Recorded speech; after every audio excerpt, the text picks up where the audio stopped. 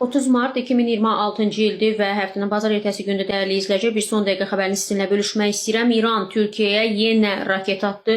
Müharibə şiddətlənəcək kimi görünür. İrandan Türkiyəyə atılan növbəti raket zərərsizləşdirilib. Musavat.com xəbər verir ki, bu barədə Türkiyə Milli Müdafiə Nazirliyi məlumat yayıb. Nazirliyin açıqlamasında İrandan Türkiyəyə atılan 4-cü ballistik raketin artıq zərərsizləşdirildiyi bildirilib. Qeyd olunub ki, raket NATO hava hücumundan müdafiə sistemləri tərəfindən zərərsizləşdirilib və yazılıb. Ərazilərimizə yönələn hər cür təhdidə qarşı zəruri tədbirlər görülür. Regiondakı hadisələr milli təhlükəsizliyimiz əsas götürülərək diqqətlə izlənir. Amma yenə də artıq müharibə başlayandan bəri, İran-İsrail-Amerika müharibəsi başlayandan bəri bu Türkiyəyə atılan 4-cü raketdir, dəyərli izləyicilər. Hər dəfə İran biz aidiyyatı yoxdur deməklə məsələdən bir şəkildə oyun qaçırmağa və məsələnin məsuliyyətini üzərindən atmağa çalışsa da bu dəfə cavab necə olacaq və Türkiyənin 4-cü raketə olan reaksiyası təkcə bu bəyanatla və Milli Müdafiə Nazirliyinin